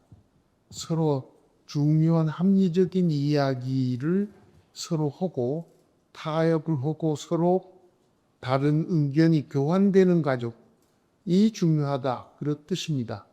그런데 이것을 더 많은 사람이 그야말로 그냥 보통만로 참여를 해서 세를 과시하고 또 자기 주장을 어떤 사람은 극단적으로 자기 몸 불태우면서까지 자기 주장을 관철하려고 하는 그런 식의 것들을 우리가 참여라고 말하는 경우가 많습니다. 그래서 우리 언어가 같은 말이라도 굉장히 넓은 폭의 의미를 내포하고 있습니다. 그래서 지금 현재 우리가 이 민주주의에서 참여하는 것도 이것이 꼭 필요한 것이 연서고 동시에 불필요한 측면이 굉장히 많이 있다는 것을 이해해야 된다. 그런데 그것은 어디에 기반을 두고 있느냐? 시민들의 의식에 기반을 두고 있습니다. 모든 사람 민주주의 시민은 상당히 민주주의에 대해서 깨우쳐 있어야 됩니다. 그것의 의미를 내용을 알고 자기가 하는 일이 자기 개인뿐만 아니라 사회나 국가에 대해서 어떤 영향을 미치는다고 알면서 행동하는 사람들이어야 됩니다. 그런 사람들 간의 말의 교환을 참여라고 이야기할 때는 의미가 있지만 그러지 않고 그것을 고집부리는 일로 참여, 이런 것은 참여라는 말로 이해돼서는 안 됩니다. 이것은 점점 사회가 갈수록 더 복잡해지고 더 많은 사람들이 도시화된 세계에서 살고 있으니까 그 질서가 정돈되어 있는 그런 식의 교환이나 참여를 만들어내기가 굉장히 어렵습니다. 그렇기 때문에 여러 가지 아까 우리 최병선 교수님 말씀하신 절차적 합리성, 미리 합리적인 절차를 만들어가지고 그 절차에 따라서 말을 교환하고 차별가 허용되는 것이 이루어지는 것이어야 된다. 그것을 말씀드릴 수 있겠습니다. 그 두 번째 그 질문에 대해서 김용평 교수님께서 참여는 속된 표현으로 내지르는 게 아니다. 책임 있게 사력 있게 고민하고 토론할 수 있는 참여를 강조해 주셨습니다. 세 번째 질문은 최은순 교수님께 다시 드리도록 하겠습니다. 예, 오늘은 대표 저자이시기 때문에 대표 답변자도 해주셔야 될 것 같습니다. 책 전체를 읽고 제가 이 질문들을 만들면서 가장 고민했던 거는 범지구적으로 그리고 지금 현재 한국 사회에서 가장 쟁점이 될 만한 그런 현상 중에 우리 책에 연결된 게 뭘까라는 것이었는데 또 아까도 강조하셨지만 넘어갈 수 없는 게 포퓰리즘과 복지국가에 대한 이슈입니다. 굉장히 많은 경고들이 있음에도 불구하고 오히려 확산되고 있다는 느낌을 받게 됩니다.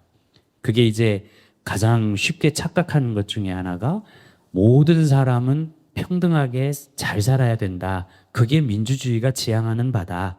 이렇게 생각하고 많은 분들이 그렇게 믿고 계십니다. 근데 저희 책에서는 이런 얘기를 하고 있습니다. 복지국가가 자유민주주의라는 개념을 가진 국가와는 전혀 다른 개념이다. 국가 개념이 좀 다르게 이해되어야 된다라는 점을 설명을 해주고 있습니다. 뿐만 아니라 포퓰리즘이 확산되면 확산될수록 빠른 속도로 자유민주주의 국가는 쇠퇴할 가능성이 높다라고 얘기를 하고 있습니다. 더 재밌는 거는 언론이나 시민사회에서는 포퓰리즘을 굉장히 비판하는 방송이나 토론회를 하는데 구체적인 사안으로 들어가면 강한 국가를 요구하기도 하고 모든 국민이 행복해야 되지 않냐는 주장을 하기도 하는 이율배반적인 그런 장면에도 직면하게 됩니다. 어떤 시민이 그 마이크 갖다 대면 포퓰리즘 안 됩니다. 이렇게 해놓고서 내일부터 정부가 이러이러한 현금 지원을 한답니다 하고 그거 어디서 해요? 줄 서야지. 이런 스스로도 이율배반적인 이런 현상이 나타나기도 합니다. 도대체 이런 현상의 원인이 무엇일까요? 또 평범한 시민들은 이런 포퓰리즘 현상에 어떻게 대처해 나가는 게 좋을까요? 교수님께서. 네, 아주 어떻게 생각하면 너무 광범위하고 어려운 질문인데요. 저는 국가의 관념이 우리가 바로 가져야 되는데 국가의 관념이 잘못 잡혀져 가고 있다. 저는 그렇게 생각합니다. 우리 인류 역사 대부분이 그 왕의 지배를 받았잖아요. 절대 권력을 쥔 왕의 그 통치를 받으면서 살아왔고 민주주의라고 하는 건 이제 한 200~300년 됐나요? 그것도 제대로 지금 한 거는 뭐 한 100년이나 될까 말까 뭐 이제 이런 건데 대부분의 사람들이 심각한 착각을 해요. 국민들을 잘 살게 하는 것이 국가가 하는 일인 것처럼 뭐 잘 살게 하면 다른 일도 다 잘 하면서 국민들 다 잘 살게 하면 좋겠죠. 그러나 국가의 원래 본질이라고 할까요? 본질적 성격 이것은 절대 저희들이 잊어서는 안 된다고 생각합니다. 우리는 자꾸만 그러면 국가로부터 뭔가를 얻어내고 받아내고 또 국가는 우리에게 뭔가를 줘야만 되고 하는 이런 시혜적인 차원의 국가 관념을 갖고 있어요. 지금은 민주주의 한 지 얼마 되지도 않는데 이제 무슨 뭐 개인의 자유 권리 보장하고 뭐 치안을 확보해주고 뭐 법질서를 잘 유지해주고 뭐 이런 것들은 그게 더 기본인데도 불구하고 그런 것들은 뭐 이미 뭐 다 당연히 다 잘 돼 있는 것처럼 가정을 해놓고 내 일자리를 왜 정부가 만들어주지 않느냐. 뭐 예컨대 물가를 왜 이렇게 뭐 어쩌고 저쩌고. 여러분들 한번 생각해 보시기 바랍니다. 삼국지는 뭐 다들 읽으셨을 테니까 삼국지에 국가가 도대체 그런 일을 한 거 한 줄이라도 보신 적이 있는지 매일 그냥 그 국민들 끌어다가 전쟁이나 갖다 투입해가지고 그냥 그 아까운 목숨들 잃게만 만든 게 국가였지 국가가 무슨 국민들 살기 편하게 해줬다는 무슨 뭐 약간 뭐 유촉 어느 나라를 막론하고 저는 그런 얘기 한 줄도 읽은 것 같지 않습니다. 원래 국가의 모습은 그렇습니다. 그런데 우리는 국가라는 건 국민을 위해서 존재하는 것 그렇지 않습니다. 국민을 위해서 존재하게 하려면 우리가 민주주의를 제대로 해야 되고 민주주의가 국가가 민주주의 방식에 의해서 잘 운영되게 하려면 국민이 정말로 깨어 있어야 되고 정부가 해야 할 일과 해야 하지 해서는 안 될 일, 하지 말아야 할 일 이런 것들을 딱딱 구분해서 계속 경고를 하고 표로 심판을 하고 이렇게 해줘야 되는 거거든요. 국가라고 하는 것은 강제력을 가진 존재입니다. 그건 뭐 시대 여하를 불문하고 영구불변한 진리 뭔가 그렇지 않으면 우리가 뭐 홉스 얘기를 통해서 알 수 있는 것과 같이 그냥 끝없이 개인들이 서로 다툴 수밖에 없기 때문에 뭔가 질서를 만들고 질서를 유지해주고 의력의 침입으로부터 내 재산을 지켜주고 내 목숨을 지켜주고 그 법 질서가 일정하게 유리됨으로 해서 그 안에서 내가 하고 싶은 일을 뭔가 어떤 신뢰성을 가지고 추구해 나갈 수 있게 해주는 이런 것들이 국가가 해야 될 기본적인 역할입니다. 그런데 그게 아니고 그런 것들은 자꾸 뒷전으로 밀리고 물가를 낮춰야 되고 기름값 낮춰줘야 되고 뭐 이런 거는 사실은 정부가 잘 해결할 수 있는 문제도 아닐 뿐더러 정부에 맡긴 문제들도 아니고 사실은 시장을 통해서 해결돼야 될 문제들이 대부분이고 또 민간 기업을 통해서 해결돼야 될 문제들이 대부분입니다. 그런데 그런 문제들을 전부 다 통틀어서 정부부가 해결하라 하게 되면 쉽게 말하면 우리 국민들이 엄청난 권한을 정부 손에 다 쥐어주는 꼴이 되는 겁니다. 그게 바로 이제 독재 국가로 가는 것이고 조체주의 국가로 이렇게 빠져들어갈 수밖에 없는 것이거든요. 그러니까 우리가 엄청난 착각 속에 지금 정부를 엉뚱한 방향으로 몰고 가고 있다.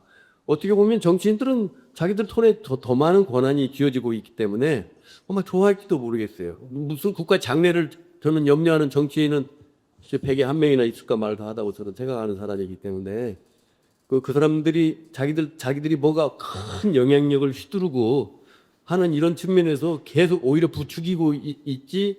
예를 들면 여러분 그런 것들은 정치에 요구할 사항이 아닙니다. 저는 국회에 들어가면요 이런 일은 절대 하지 않을 거예요. 그리고 표가 한 장도 안 나오는 이런 세상이 지금 되어가고 있기 때문에 민주주의가 지금 이 모양 이 꼴로 되어가고 있는 게 아닌가. 근데 그게 전형적으로 가장 대표적으로 나타나고 있는 것이 이제 복지국가 파퓰리즘 이런 쪽이 아닌가 저는 그렇게 생각을 합니다. 누구나 지금 당장 뭔가 받아내는 거, 편하게 해주는 거, 내 어려움을 보살펴 주는 거 이런 것이 더 시급하고 더 고맙고 뭐 그럴지 모르겠어요. 그러나 거기에 그 단맛에 빠져가지고 있으면 결국 뭘 우리가 상납을 해야 되느냐면 내 자유와 권리를 국가에 계속 갖다 줘야 된다. 그러니까 국가를 갖다가 국민의 종복이라고 이렇게 얘기를 하는데 거꾸로 복지국가 파퓰리즘에 가게 되면 국가가 주인이고 국민들은 전부 국가의 뜻에 따라 국가가 하자는 대로 쫓아갈 수밖에 없는. 예를 들면 무슨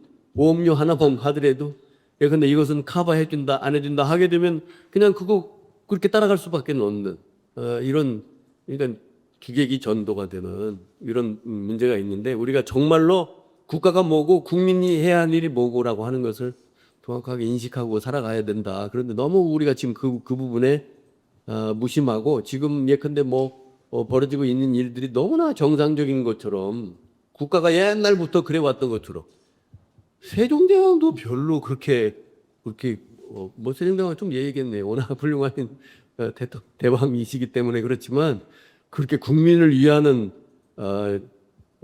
정치 같은 것은 정말 참 찾아보기 어려웠습니다. 우리 국민들이 정신을 바짝 차려야 됩니다. 자기들 권력을 유지를 하고 영향력을 펼치고 부귀 영화를 누리고 하는 것들이 그 사람들이 이차적으로 추구하는 그런 목적이지 입에 바른 말로 국가를 위하고 국민을 위한다고 하는 그 아담 스미스의 유명한 그 말이 있지 않습니까? 까딱하면 공익을 입에 내세우는 사람 치고 공익에 기여하는 사람 본 적이 없다. 그 말을 우리가 꼭 기억하고 정치에 대해서도 우리가 눈을 부릅뜨고 봐야 되고 표를 하나 우리가 찍을 때도 정말 책임의식을 갖고 내가 이 표 하나 잘못 던지면 나라가 망가진다라고 하는 그런 생각을 가지고 그렇게 살아야 될 텐데 그러지 못해서 참 유감입니다. 네, 선생님 말씀 듣다 보니까 그런 생각이 나는데요.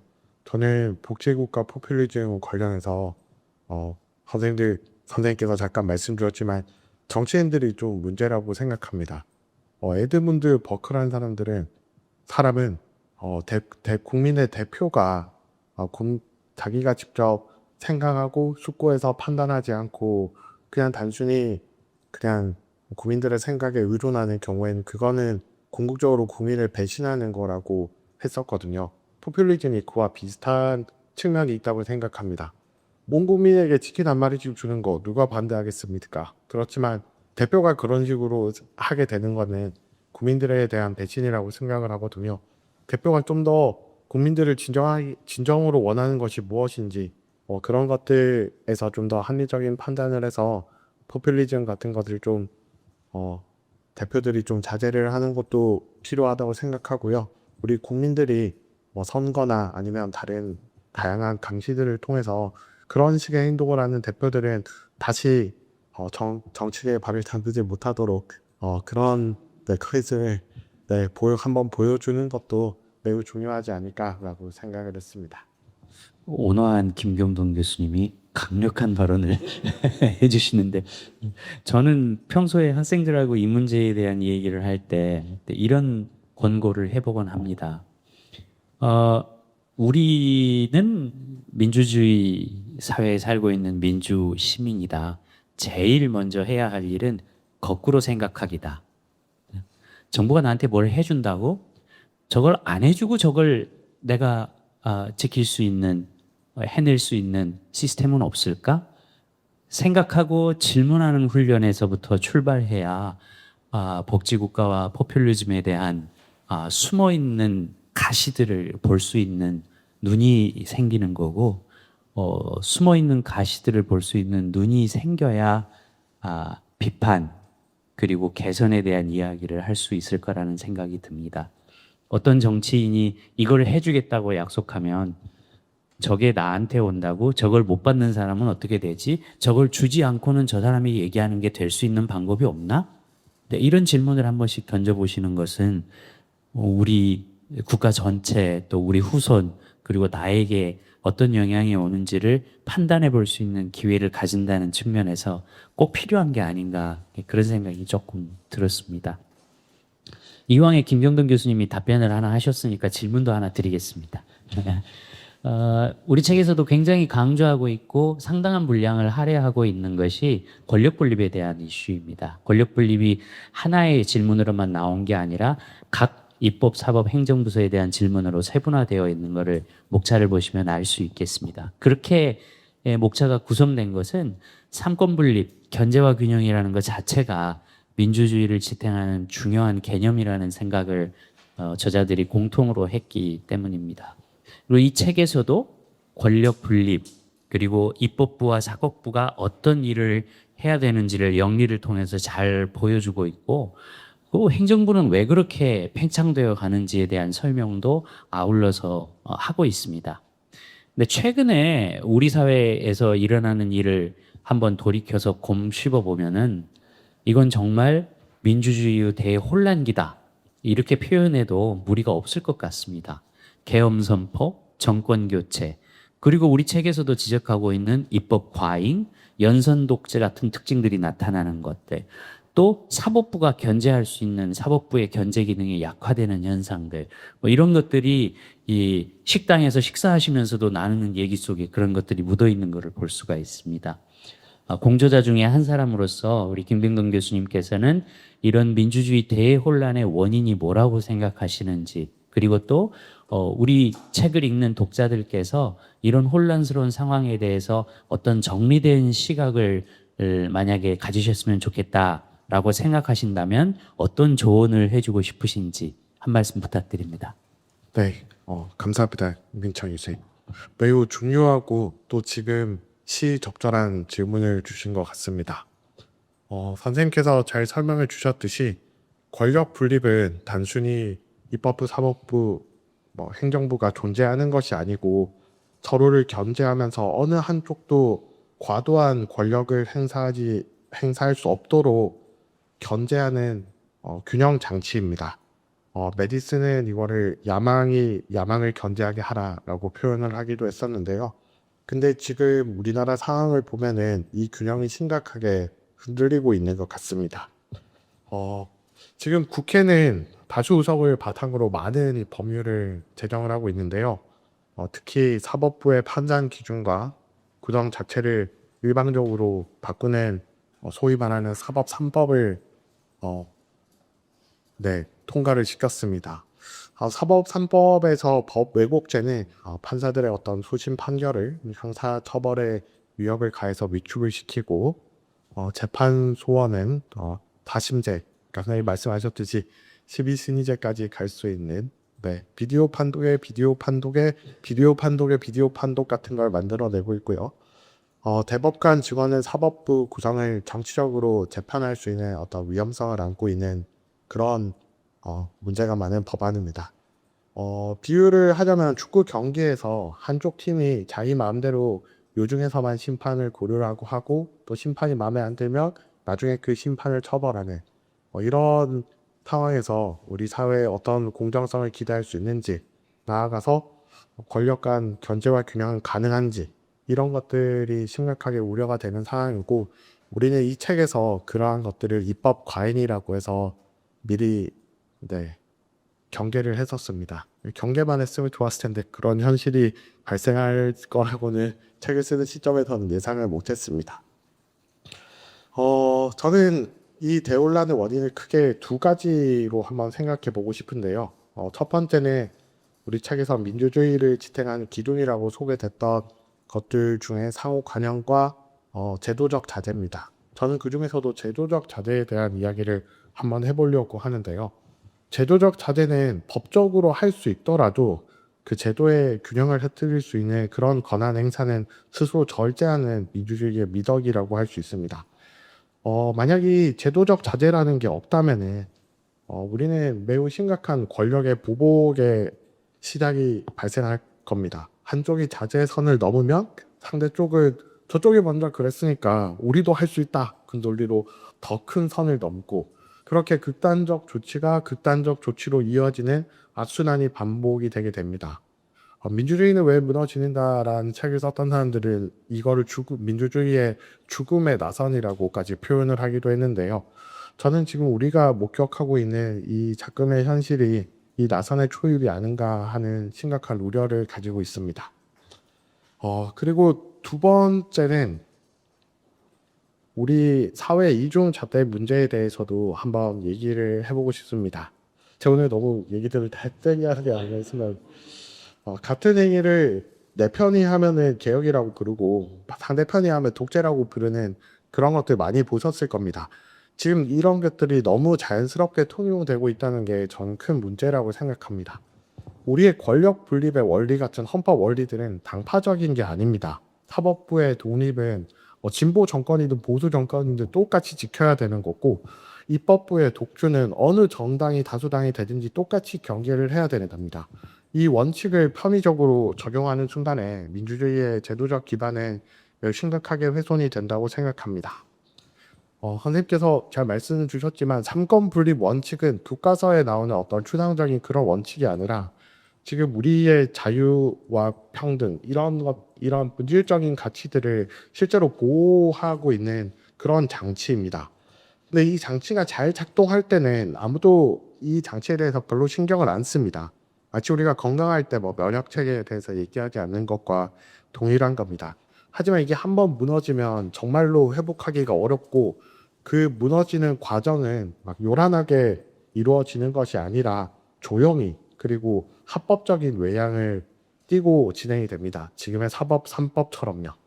합법적 독재라는 표현을 책에서 쓰기도 했었는데, 오늘날 민주주의는 총칼 같은 것이 아니라 투표와 입법 절차를 통해서 무너지게 됩니다. 그래서 시민으로서 우리가 할 수 있는 가장 기본적인 거는 어느 한 권력이 다른 권력을 무력하려고 할 때, 그게 제가 지지하는 쪽이든 지지하지 않는 쪽이든 간에 같은 기준으로 판단하는 게 매우 중요하다고 생각합니다. 이건 정치적 중립하고는 조금 다른 얘기인데요. 정책에 대한 선호는 사람마다 다를 수 있고 실제로 민주주의 사회에서 다른 게 더 좋다고 생각을 합니다. 하지만 그 선호를 실현하는 방식이 제도의 균형을 파괴하는 것이어서는 안 된다는 거. 이게 우리 당파를 넘어서 뭔가 공유해야 될 기본적인 원칙이 아닌가라고 생각합니다. 이런 원칙을 지키는 게 사실 좀 불편하고 때로는 뭔가 자기가 지지하는 판을 불리해 보일 수도 있습니다. 그런데 그런 불편함을 감수하는 게 민주주의의 비용이고 그 비용을 기꺼이 치르는 시민이 있어야 민주주의가 잘 유지될 수 있다고 생각합니다. 아유, 감사합니다. 뭐 아주 심오한 말씀을 현실적으로 날카롭게 예, 적절한 전공자에게 적절한 질문을 드린 것 같습니다. 감사합니다. 예. 예. 그 이제 우리 김경근 교수님 말씀 중에 제도를 만들어내는 노력에 대한 이야기들이 굉장히 많이 언급이 된 것 같습니다. 사실 마지막 질문도 거기랑 연결이 많이 되어 있는 질문입니다. 민주주의가 하나의 제도이거든요. 아시는 것처럼. 초등학교, 중학교, 고등학교 교실에 이렇게 가서 보면 민주주의 교육을 한다라고 하고 토론을 하자라고 한 다음에 자, 민주주의니까 다수결하자. 네, 이렇게 해서 끝나는 걸 여러 차례 구경할 수가 있었습니다. 이게 우리 사회를 지탱하는 민주주의가 제대로 잘 작동해 가려면 제도 자체가 있다고 해서 잘 돌아가지 않는다는 건 우리가 이미 잘 알려진 사실입니다.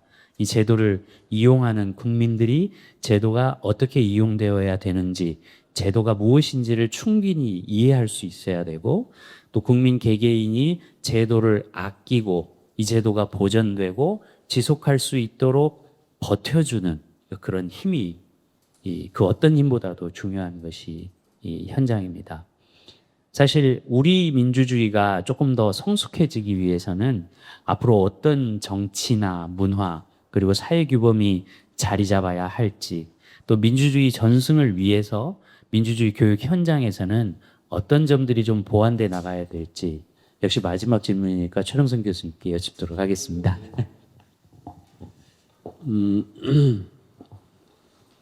제도보다는 사실은 문화가 더 그 중요성이 부각돼야 되지 않겠는가 그런 생각을 하는데요.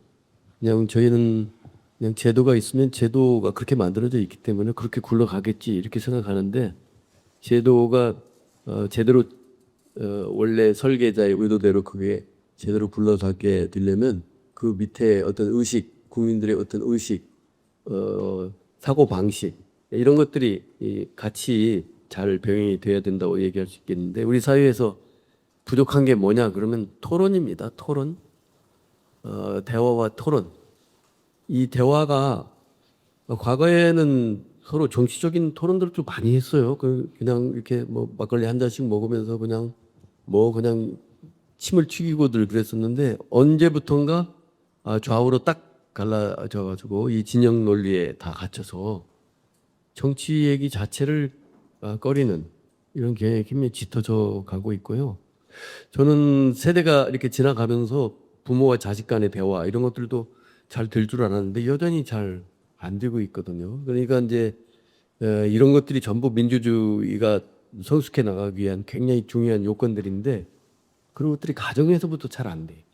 가정들이 오히려 옛날보다도 더 불화가 더 심한 가정들이 더 많지 않을까. 부모와 자식 간에 대화가 없고 그냥 문 쾅 닫고 들어가면 그거를 끝이고, 이런 속에서 민주주의가 제대로 꼽히기는 굉장히 어렵지 않을까. 그래서 우리 기성세대들이 먼저 마음을 열어야 된다고 생각합니다. 뭐 꼰대라는 이런 표현들도 쓰고 그러는데, 정말 자꾸 젊은 사람들을 이해하려고 노력을 자꾸 하고, 그 사람들이 말을 하게 해줘야 되고, 가르칠 게 있으면 그거를 정말 그 사람이 납득할 수 있게, 기분 좋게 받아들일 수 있게, 수용할 수 있게 이렇게 대화를 풀어나가는 이런 것들을 우리 기성세대가 정말로 애써서 노력하면서 좀 실천해 나가야 되지 않을까 그런 생각이 들고요.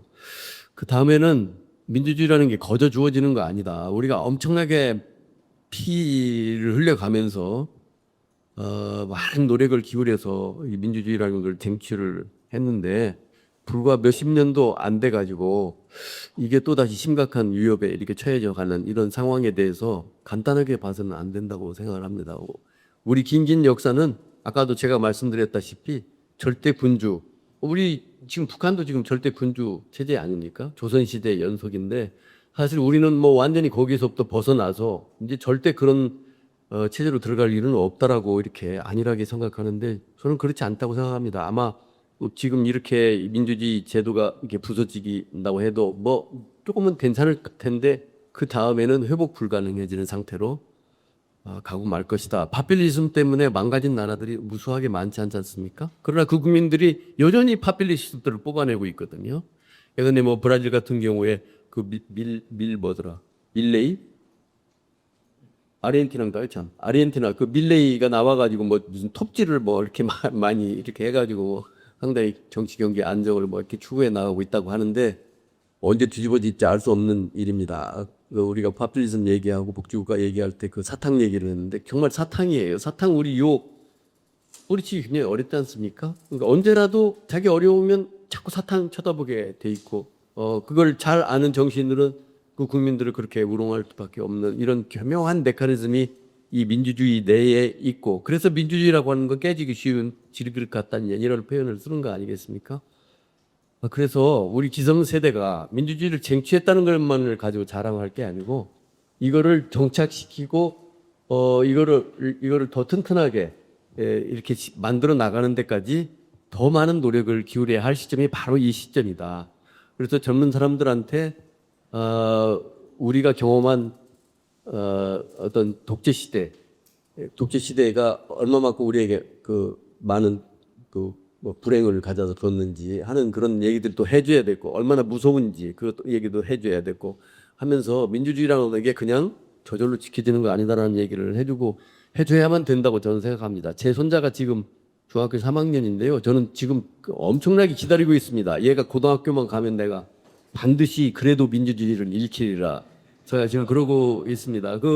왜냐하면 너무 이 교육이 부재한 상태예요. 그냥 거의 전무한 상태죠. 그러다 보니까 애들이 그냥 고등학교 때 잘못 배운 그걸 가지고 그냥 국민을 위한 그렇게만 생각하고 가니까 내 손으로 투표하니 이거 뭐 민주주의 뭐 이런 거 민주주의가 뭐 더 이상 뭐 이렇게 생각해서 곤란하죠. 민주주의라고 하는 게 기가 막히는 시스템입니다.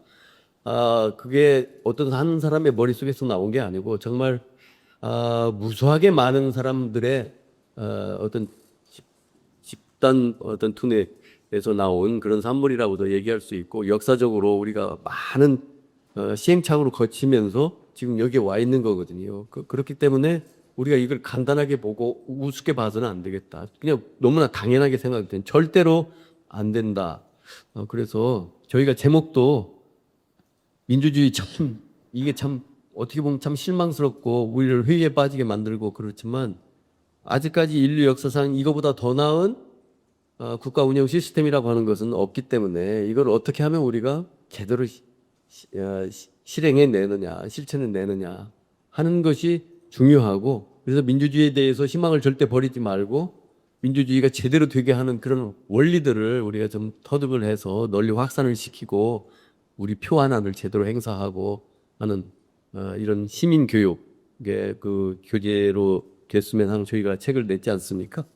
정말로 시민 교육이 됐으면 좋겠는데 너무들 책을 안 보시기 때문에 이제 오늘 이렇게 북콘서트에서 유튜브도 이렇게 해서 올리게 됐습니다. 자유기업원에 대해서 다시 한번 감사 말씀드리고요.